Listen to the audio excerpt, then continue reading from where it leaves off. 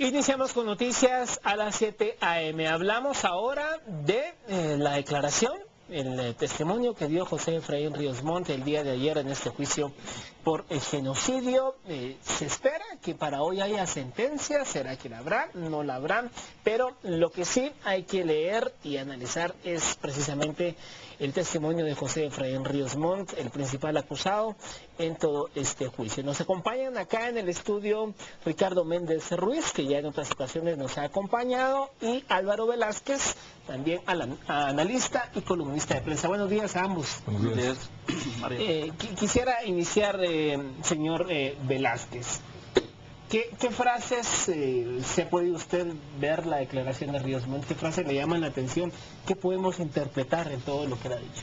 ¿O dijo ayer? No sé. Sí, bueno, de la declaración de ayer, el general Efraín Ríos Montt se centró en su inocencia, que yo creo que es lo que tendría que haber hecho la defensa jurídica que él contrató desde el principio, y no haberle dejado a él la carga de exculparse.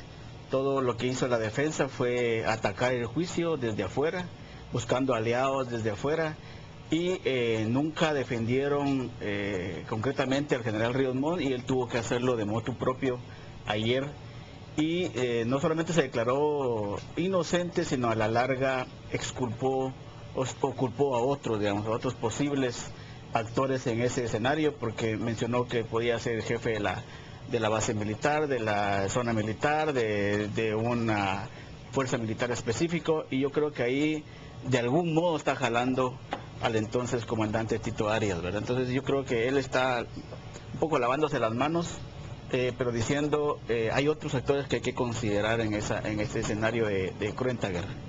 Señor Ricardo Méndez Ruiz, ¿cómo le pareció a usted este testimonio que rindió Efraín Ríos Montt? ¿Alguna frase que a usted le haya llamado la atención y cómo ve esto en el contexto del juicio?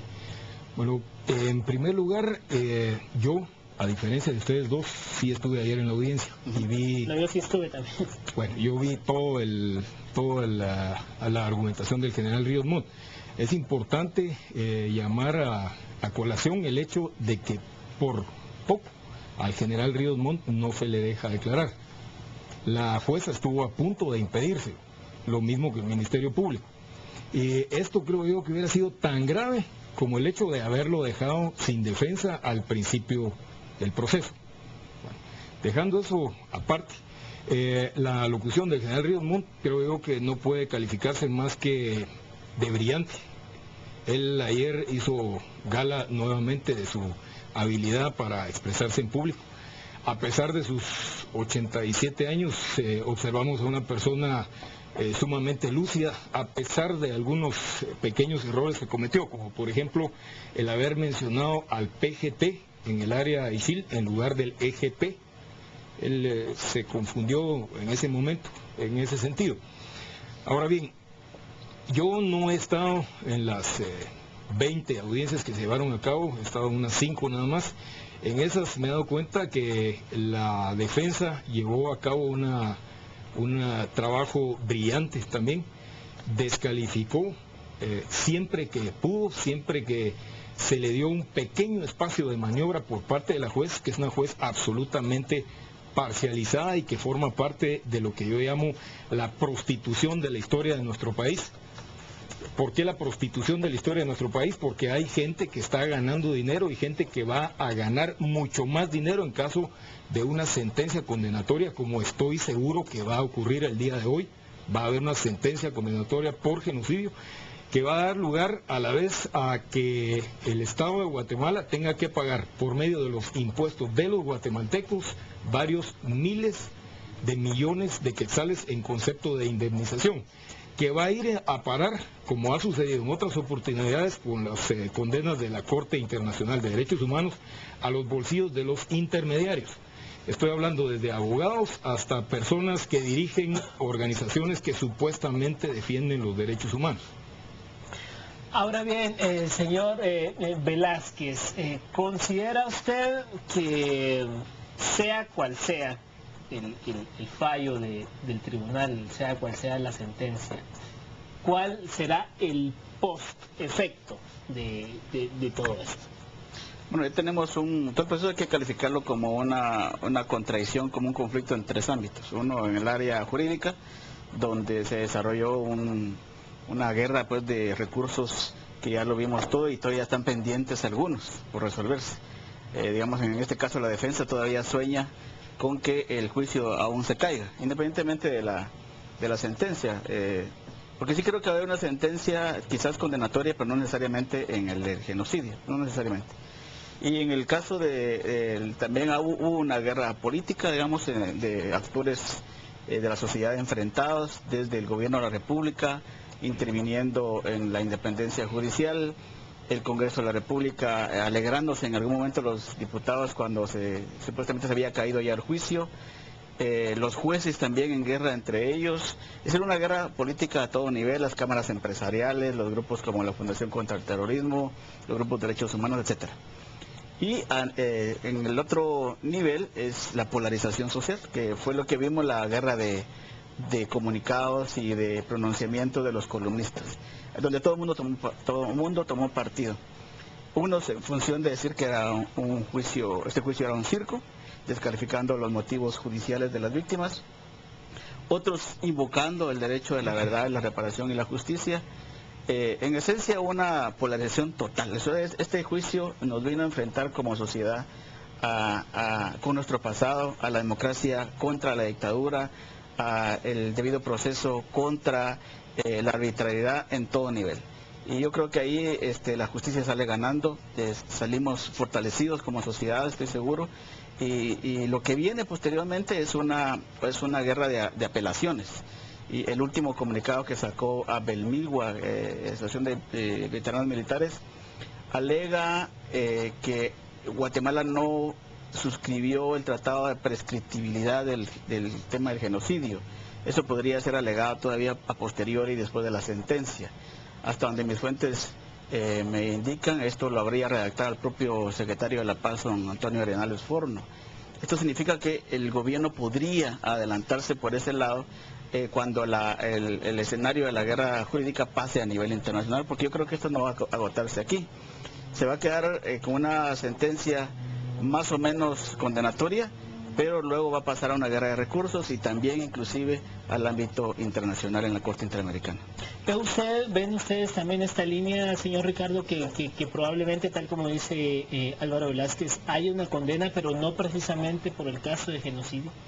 Mire, yo estoy de acuerdo con el licenciado Velázquez, en el sentido de que esto va a ir a la Corte Interamericana de Derechos Humanos. ¿Por qué? Precisamente porque es ahí en donde está el dinero.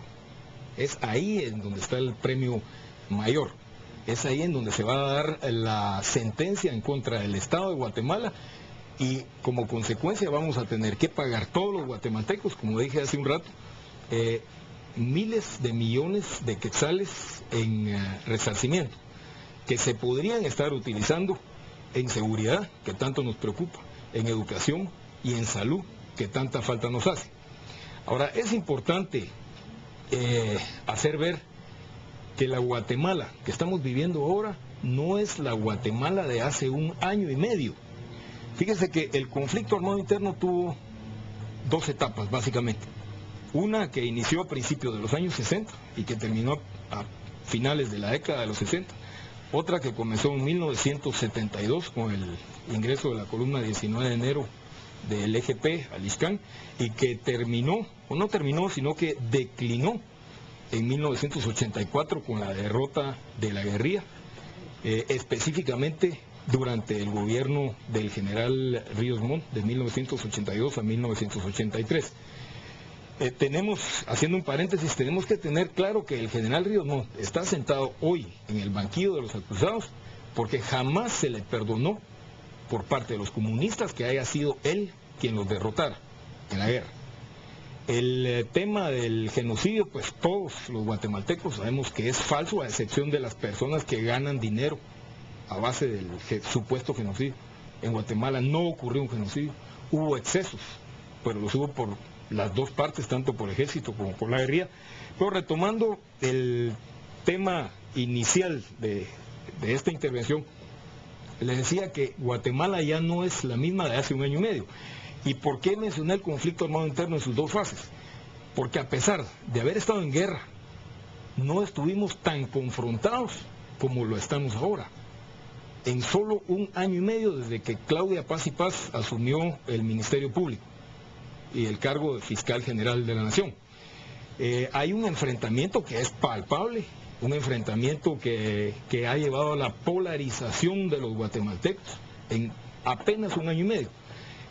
Comenzó un derramamiento de sangre muy fuerte que inició con la violencia que vimos en Santa Cruz, Barías, Huehuetenango, en donde por poco hubo muertos.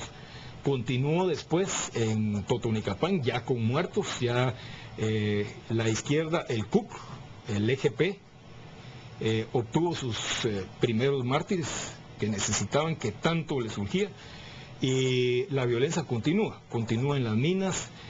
Apenas ayer en Santa Cruz, Barías, Huehuetenango vemos que hubo violencia muy fuerte en contra de las fuerzas de seguridad y además en contra de propiedad privada. Se liberó a una persona que estaba, o sea, la liberaron a la fuerza, una persona que estaba capturada por orden de captura de un juez. Entonces la anarquía está creciendo en nuestro país desde que Claudia Paz y Paz está al frente del Ministerio Público. Yo creo que no es eso lo que la gran mayoría de guatemaltecos queremos para nuestro país. Ahora bien, ¿cómo ven ustedes? Bueno, días atrás se capturó a un exguerrillero, un miembro de ORPA, por la masacre del Aguacate, perfectamente documentada. ¿Cómo interpretamos esto, Álvaro? Bueno, yo lo interpreto positivamente, por supuesto. Hay una tendencia, digamos, a enfrentar casos graves de violación de derechos humanos en el pasado. Es un requerimiento que tienen algunas víctimas en el caso del masacre del Aguacate, pero también era una